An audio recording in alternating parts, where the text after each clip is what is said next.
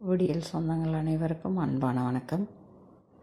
இன்றைக்கி உங்களோட நான் பேசுகிறதுல சந்தோஷப்படுறேன். நீங்கள் எல்லோரும் நல்லா இருப்பீங்கன்னு நினைக்கிறேன். நானும் நல்லா இருக்கிறேன். இதுதான் என்னோடய முதல் வீடியோ. எனக்கு கொஞ்சம் நீங்கள் ஆதரவு கொடுப்பீங்கன்னு நம்புகிறேன். தியானம் பண்ணுறதுன்னா என்ன, யாரெல்லாம் பண்ணலாம் அப்படிங்கிறத பற்றி தாங்க. தியானம் யார் வேணாலும் பண்ணலாங்க. சின்ன குழந்தைங்கள்லேருந்து பெரியவங்க வரைக்கும் யார் வேணாலும் பண்ணலாம். இதனால் நமக்கு என்ன நன்மைன்னா, மன அமைதியோடையும் நிம்மதியோடையும் இந்த சமுதாயத்தில் நம்ம எந்த ஒரு பிரச்சனை வந்தாலும் அதை ஈஸியாக ஹேண்டில் பண்ணி நம்ம வாழ்க்கையை எளிமையான முறையில் எடுத்துகிட்டு போகிறதுக்கு இந்த தியானம் ரொம்ப யூஸ்ஃபுல்லாக இருக்குங்க. உதாரணத்துக்கு சொல்லணும்னா, நம்ம இப்போ தியானம் பண்ணுறது எந்த நேரம் காலம் அப்படின்லாம் கேட்குறாங்க. அதுக்கு நேரம் காலம்லாம் தேவையில்லைங்க. நம்ம வேலையவே நம்ம தியானமாக பண்ணலாம்.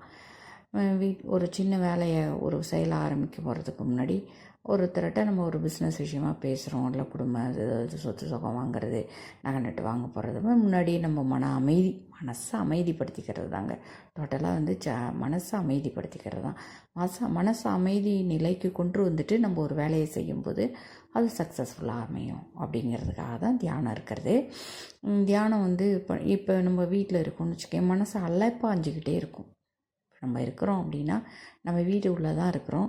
ஆரோக்கியமான எண்ண ஓட்டங்களாக இருந்தால் பரவாயில்ல, நமக்கு அது நல்ல விஷயங்களை நமக்கு இழுத்துட்டு வந்து கொடுக்கும்.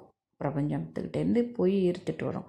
நம்ம வெளியிடுற எண்ணங்கள் தீயதாக இருந்துச்சுன்னா நம்ம வாழ்க்கையில் நிறைய தடைகளை உருவாக்கும், செயல்பட முடியாமல் தடுக்கும், சரியான நேரத்தில் நமக்கு எதுவும் கிடைக்காத மாதிரி ஆகும். அதெல்லாம் எப்படி தடுத்துக்கிறதுனா தியானம் இருக்கும்போது மனசை ஒருநிலைப்படுத்தி ஒரு இடத்துல உட்காந்து ஏதோ உங்களுக்கு பிடிச்ச கடவுளையோ ஒரு தீபத்தையோ நினச்சி அமைதியாக உட்காந்து கண்ணை மூடி அதையே நம்ம ஆழ்ந்து கவனிச்சுக்கிட்டே இருக்கணும். 5 நிமிஷம் 10 நிமிஷம். நம்ம ஃபஸ்ட்டு ஸ்டார்டிங்கில் நமக்கு தெரியும், நம்ம உண்மையாக டீப்பாக நம்ம மெடிடேட் பண்ணுறோம் அப்படின்னாவே நமக்கு நேரங்காலமே தெரியாது. அது நீண்டு போயிட்டே இருக்கும். ஆழப்படுத்திக்கணும்.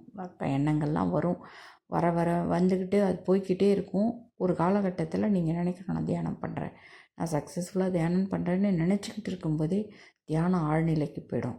அதுக்கப்புறம் நீங்கள் எவ்வளோ நேரம் உட்காந்துருக்கீங்கன்னே உங்களுக்கு தெரியாது. அந்த நேரத்தில் நீங்கள் எதுவும் வேண்டுதல்லாம் வைக்க வேணாம். ஃபஸ்ட்டு நீங்கள் தியானத்தை பழகுங்க.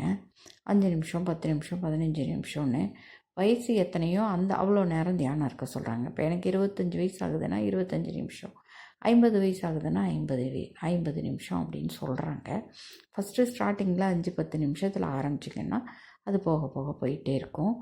அமைதியான சூழலில், யாரும் அருகாமையில் இல்லாத நேரத்தில், அந்த மாதிரி நேரத்தில் தனிமையில் வீட்டில் இருக்கவங்கள்ட்ட சொல்லிட்டு கூட நீங்கள் இருக்கலாம். ஏன்னா இடையில தியானம் பண்ணிகிட்டு இருக்கும்போது டிஸ்டர்ப் பண்ணுவாங்க. நான் தியானம் பண்ணுறேன், என்னை ஒரு 10-15 நிமிஷம் ஃப்ரீயாக விடுங்க அப்படின்னு நீங்கள் சொல்லி முன்கூட்டியே அவங்கள்ட்ட சொல்லிட்டு கூட நீங்கள் ஒரு இடத்துல உட்காந்து தியானம் பண்ணலாம். அப்படி நீங்கள் பண்ண அது தானாகவே இன்க்ரீஸ் ஆகிடும். இதெல்லாம் நாமளே விருப்பப்பட்டு தான் செய்ய முடியுமே தவிர யாரும் நம்மக்கிட்ட திணிக்க முடியாது. திணிச்சாலுமே அது நிலைக்காது. நீங்கள் இதனால் நமக்கு என்ன சில நன்மைகள் கிடைக்குது, குடும்பத்தில் அமைதி வருது, நிம்மதி வருது, சந்தோஷம் கிடைக்குது, நம்மளை பக்குவப்படுத்திக்க முடியுது அப்படிங்கிறத எண்ணெல்லாம் வந்துச்சுன்னா கண்டிப்பாக நீங்களே அதை விருப்பப்படுவீங்க. அது ஒரு லைஃப் டைமுக்கு நீண்டுக்கிட்டே போகும். 1 நாள் 2 நாள் இல்லை. அதில் ஒரு சுகம் கண்டுட்டிங்கன்னா அது உங்களுக்கு ரொம்ப பிடிச்சி போயிடும். அப்போ தியானம் பண்ணால் நமக்கு என்ன கிடைக்குன்னா எல்லாமே கிடைக்கும். உங்களோட மனசு ஒருநிலைப்பட்டுடுச்சு, வேறு சிந்தனைகள் அற்ற நிலையில், எண்ணங்கள் அற்ற நிலையில் இருக்குது, ஒரு நிலையோடு இருக்குது, தெய்வத்தை மட்டுமே நினைக்குது, தீபத்தை மட்டுமே நினைக்குதுங்கிறப்போ நீங்கள் ஒரு விண்ணப்பமோ வேண்டுதலோ உங்களோட தேவைகளை நீங்கள் யோசித்தாலே போதும். அதுக்கான காலம்தான் வேணும். அந்த காலகட்டத்தில் உங்களுக்கு சரியான நேரத்தில் அது கொண்டு வந்து கொடுக்கும். கண்டிப்பாக இதெல்லாம் நடக்கும். இது எப்படி நம்புறது? நீ பெரிய பெரிய சவாலான விஷயங்களெல்லாம் கூட நீங்கள் ஈஸியாக ஹேண்டில் பண்ணுவீங்க. எவ்வளோ பெரிய பிரச்சனை எல்லாருக்கும் உங்களோட பிரச்சனை மட்டும் இல்லை, மற்றவங்களோட பிரச்சனையை கூட உங்களால் ஈஸியாக சால்வ் பண்ண முடியும். அந்தளவுக்கு உங்களுக்குள்ள ஒரு மெச்சூரிட்டி வரும், தன்னம்பிக்கை, தைரியம் எல்லாமே கிடைக்கும். இதனால் குடும்பத்தில் அமைதி வரும், நிம்மதி வரும். ஒவ்வொருத்தரும் ஒவ்வொரு மாதிரி இருப்பாங்க. எல்லாரு கூடயும் உங்களால் ஈக்குவலாக பழக முடியும்.